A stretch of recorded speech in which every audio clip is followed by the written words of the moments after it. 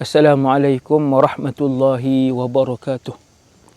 Bismillahirrahmanirrahim. Alhamdulillahi rabbil alamin. Wa afdalus salati wa atamut taslim ala sayyidina wa habibina Muhammad ibn Abdillahil amin. Wa ala alihi wa ashabihi ajma'in. Wa la hawla wa la quwwata illa billah al-aliyyil azim. Rabbi syrah li sadri wa yassir li amri. Wahlul 'uqdatam min lisani yafqahu qawli. Allahumma hdi qalbi wa saddid lisani bihaqqi sayyidina Muhammad sallallahu alaihi wasallam. Amma ba'd.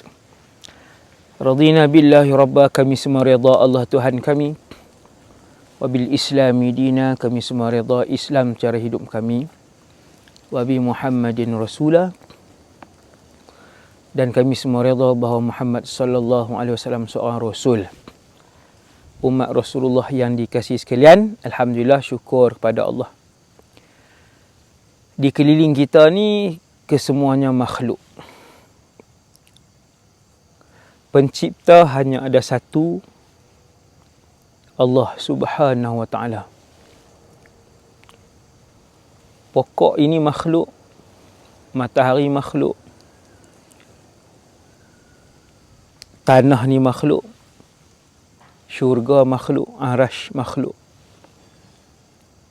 Kaabah itu makhluk. Yang menciptakan kesemua ni ialah Allah Subhanahu wa taala. Hari ini ada 8 bilion manusia di atas muka bumi, lebih kurang 7.8 bilion. Kita kata 8 lah. Tuan-tuan fikir satu benda aja. Kesemua 7.8 bilion ini bergabung teknologi dan kekuatan, bergabung kekayaan untuk cipta sebuah bulan seperti yang diciptakan oleh Allah Subhanahu wa taala. Nescaya 8 bilion ini tidak mampu untuk menciptakan walaupun sebiji bulan sahaja, tak mampu. Menunjukkan yang menciptakan alam ini satu kuasa yang amat berkuasa, iaitulah Allah Subhanahu wa taala. Sebab tu bila Allah sebut dalam Quran, wa ma tasqutu min waraqatin, tidak ada sesatu daun pun yang jatuh kecuali lah diketahui oleh Allah Subhanahu wa taala. Allah tahu di mana daun tu jatuh. Allah tahu berapa helai yang jatuh. Allah tahu bila daun itu akan menyentuh bumi bila dia jatuh. Jalla jalaluh. Subhanallah. Tuan, satu ayat ni pun kita renung, kita akan berasa dalam diri kita betapa kuasanya Allah Jalla fil ula, Jalla jalaluh. Betapa tak ada dalam alam ni yang dapat menandingi Allah Subhanahu wa taala, tak ada. Maka ramai orang bertanya, ke mana selepas hidup di bumi ini? Apa yang ada selepas kematian?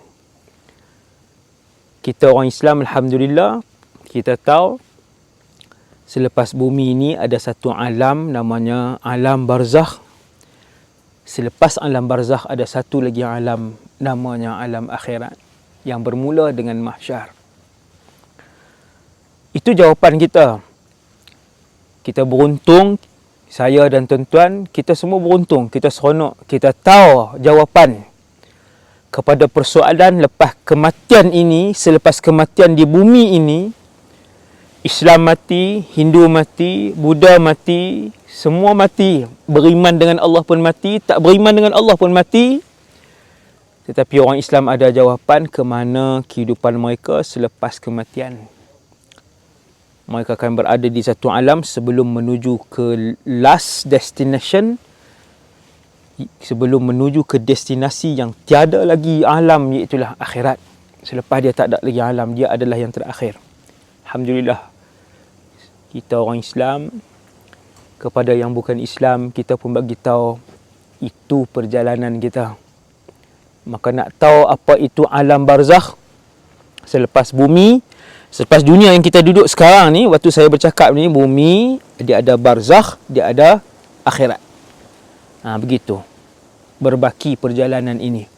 Setiap satu alam ini ada ceritanya yang begitu panjang, ada maklumat tentang kehidupan itu yang sudah pun lengkap, yang Allah cerita dan sampaikan dalam Quran dan hadis.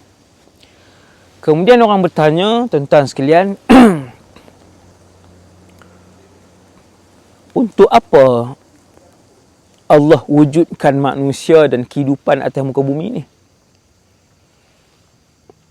Bumi ni akan hancur, pokok akan hancur, bangunan-bangunan akan hancur, lautan akan lenyap, langit akan digulung.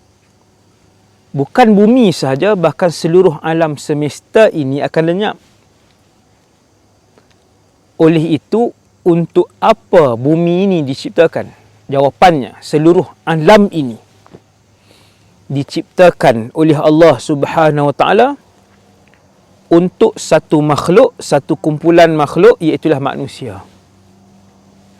Keseluruhan alam ini diciptakan oleh Allah untuk keperluan manusia, untuk menguji manusia dan untuk manusia. Saya dan kita semua.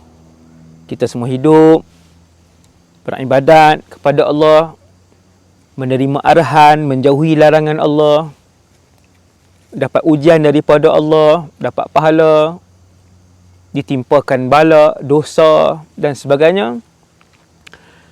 Kemudian siapa lulus masuk syurga, siapa yang tak lulus masuk neraka. Nas'alullah as-salamah wal afiyah.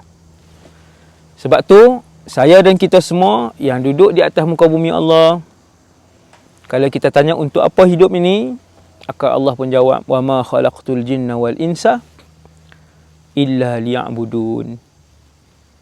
Allah menceritakan kenapa aku wujudkan kalian.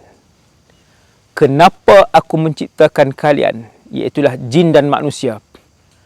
Dua makhluk yang akan dipersoalkan oleh Allah. Binatang tidak disoal oleh Allah. Rumput bukit bukau tidak disoal oleh Allah. Malaikat tidak disoal oleh Allah. Seluruh 7 langit dan 7 petala bumi, bintang-bintang, planet tidak disoal oleh Allah. Yang akan disoal pada setiap tindak tanduk, perbuatan, perkataan, penglihatan hanyalah jin dan manusia sahaja. Dengan sebab itu Allah Ta'ala sebut, wa ma khalaqtul jinna wal insa illa liya'budun. Dan hanya sahaja aku mengisytiharkan bahwasanya penciptaan jin dan manusia itu, aku wujudkan mereka di atas muka bumi ini. Aku, iaitu Allah, wujud dan ciptakan mereka illa liya'buduni, iaitulah untuk mereka menyembah kepada aku. Jelas kita orang Islam, kita lahir diwujudkan oleh Allah atas dunia ni untuk beribadah kepada Allah. Ibadah lah tuan-tuan. Ibadah ni tuan-tuan hanya di dunia ni saja. Kalau orang itu mati pada hari Ahad 3 hari bulan 1 2022, contoh, dia meninggal hari Ahad, contohlah 3 bulan 1 2022, maka bermula daripada selepas kematian dia tidak ada lagi yang namanya ibadah. Kan, tuan-tuan kata sikit-sikit ibadah jemu lah dengar ustaz, kan, bosan dengar, tension dengar ibadah ustaz. Kita nak seronok, nak enjoy, bukan nak ibadah ustaz. Come on lah. Ketahuilah wahai semua umat Nabi Muhammad, kita manusia ni, kita ibadat hanya di bumi ni saja. Mati kita, buat selama-lamanya kita tidak akan jumpa lagi dengan namanya ibadat. Maka Allah wujudkan saya dan kita semua untuk beribadah. Lepas tu ustaz, makan, bekerja apa semua tu dibenarkan oleh Allah. Kita nak beli rumah besar ke, nak beli kereta besar ke, nak beli baju mewah ke, tidak pernah diharamkan oleh Islam. Perniagalah apa sahaja selama mana kamu tidak mengambil harta orang, tidak menzalimi orang dan tidak berniaga benda yang haram. Perniagalah apa sahaja sekehendak kamu. Carilah sebanyak mana kekayaan yang kamu nak. Islam tidak melarangnya. Tetapi pastikan kamu tidak menggadaikan tujuan kamu dihidup dan diwujudkan oleh Allah Subhanahu Wa Taala di atas muka bumi ini. Iaitulah wa ma khalaqtul jinna wal insa illa liya'budun. Muslimin muslimat umat Rasulullah sekalian, ibadat ni bila satu orang dapat kemanisan beribadat, seronok beribadat, dia beribadat kerana Allah. Bila dia beribadat, dia faham bahawa dia ibadat ni kerana itu Allah yang disembahnya, itu Allah, dia makhluk, dia hamba, maka ketika itulah dia akan rasa seronok dengan ibadat. Dia baca Quran seronok, dia tutup aurat seronok, dia tinggalkan rasuah dia seronok, dia tinggal minum arak dia seronok, dia tinggal zina dia seronok, dia solat dia seronok, dia zikir dia seronok, dia sedekah dia seronok. Ketika mana Allah mencampakkan halawatul iman, kemanisan iman dan kemanisan beribadah kepada Allah Subhanahu Wa Taala. Jadi saya rasa sekadar tu dulu insya-Allah untuk tazkirah ringkas pada kali ini. Semoga kita semua ingat kenapa kamu diwujudkan di atas muka bumi yang sementara ni. Apa akan jadi dengan bumi ini nanti? Kita dah dapat jawapan. Kenapa Allah Ta'ala wujudkan kita di atas bumi ini? Kita dah dapat jawapan.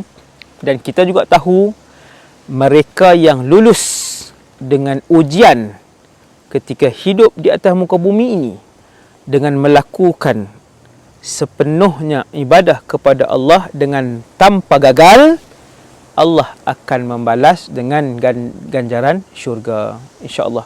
Wassallallahu ala sayyidina Muhammad wa ala alihi wasallam. Subhanakallahumma bihamdik, asyhadu an la ilaha illa anta, astaghfiruka wa atubu ilaik. Assalamualaikum warahmatullahi wabarakatuh.